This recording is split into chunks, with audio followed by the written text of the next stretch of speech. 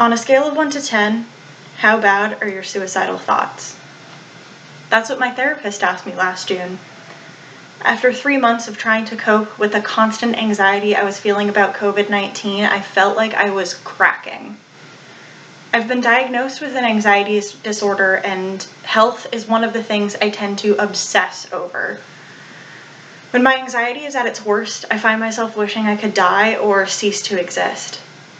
It hasn't happened in years, but the absolute worst parts of my anxiety were once again rearing their ugly head.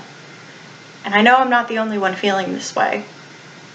According to studies conducted by the U.S. Census Bureau, in Vermont alone, between April 2020 and February 2021, there was a 4.5% increase in people feeling depressed or hopeless nearly every day, and a 1.2% increase in people feeling anxious or on edge nearly every day.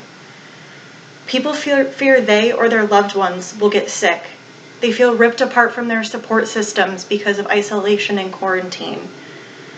They worry about their financial situations, if their basic needs will be met, and if their jobs will survive the pandemic. There are many people that are also grieving. It may feel impossible to get your anxiety to stop, but there are things you can do every day, even in isolation, that can help ease your worries. Before I go any further, if you are currently in crisis, I implore you to pick up the phone and call someone. In Vermont, you can text VT to 741-741, or you can call the National Suicide Prevention Hotline at 1-800-273-8255. This also leads me to my first point, which is reach out. Even if you are not in crisis, but you find your anxiety is getting the better of you, reach out to someone, a friend, a family member. Having face-to-face contact, even over video chat, has shown to help lessen stress and anxiety. At the beginning of the pandemic, I would call my parents almost every day. And when I start to feel extra anxious, I talk to my fiance or do something virtually with a friend. This may seem simple to some of you, but to others it may feel impossible. I know in the past it has felt very impossible for me. It is really important to have a solid support network to keep your head afloat. Even if you can't see your support network in person, I promise they're still there and they still want to help you.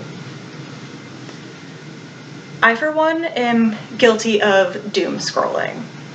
If there's a new crisis going on, I consume as much information as possible until I am panicking. If I have a little twinge in my neck, I will look through symptoms until I am convinced that I'm dying. It's good to keep informed, but there's a difference between staying informed and being obsessive.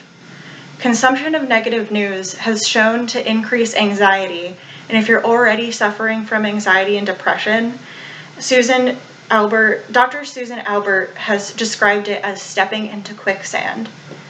If you find yourself in this cycle, as I often do, it is important to walk away. Take a step back. Put your phone down and go for a walk. Bake a cake, watch a movie, basically do anything else. Just take a break from the news and let your anxiety subside. This has helped renew my love of baking in the last year, which has led to new loves such as pickling and making jam. I frequently share the things that I make with my neighbors, and I know that it gives them a little pick-me-up. Doing things for others also gives me hope that if we band together, we'll make it through the other side, which is a much more productive activity than scrolling until you panic. When my anxiety hits me hard, I have trouble sleeping, and then I don't do much all day. I'll eat whatever's fastest, which is usually less than healthy, because I'll stress over what I want to eat, and then by the time I decide, I'm too tired to actually cook anything. I'll sometimes accidentally skip my medication because I forget about it, which obviously makes my anxiety worse. But when I start to take the time to take care of my body, my mind will typically follow. Even though I work from home and I don't leave the house very often, I still create and stick to a routine. I chunk out my day so I don't lose track and don't slip into unhealthy coping mechanisms like doom scrolling. I'll even schedule in time to do things with people online or to just relax. I'll go outside for socially distanced walks to get exercise and a change of scenery. I've found recipes that are quick but also healthy so I can keep my body nourished. Just throw some vegetables and a protein on a pan, season it, and throw it in the oven, and you've got a much healthier dinner than the bagel bites I usually find myself eating. It's hands off and it's healthy. I set an alarm for my medication so I know exactly when I'm supposed to take it, and I bought a day of the week box so I know if I actually did. By doing these things, I take care of my body, I keep it strong, and I'm making sure to keep my mind occupied, which helps to keep me calm. All feelings are valid, especially when everything is so tense and uncertain. The number of people in the United States reporting anxiety symptoms has increased from 1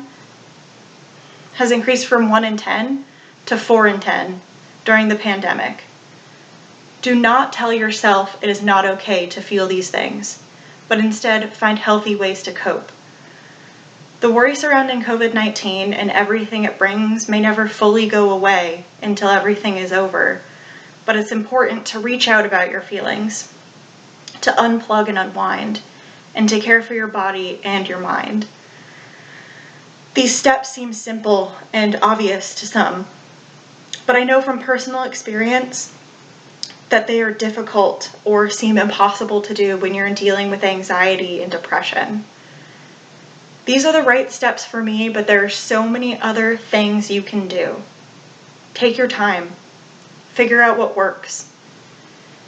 And the most important thing to remember is to be kind to yourself and to others. You are not in this alone. You are not the only one feeling this. And I promise that the world is better off with you in it.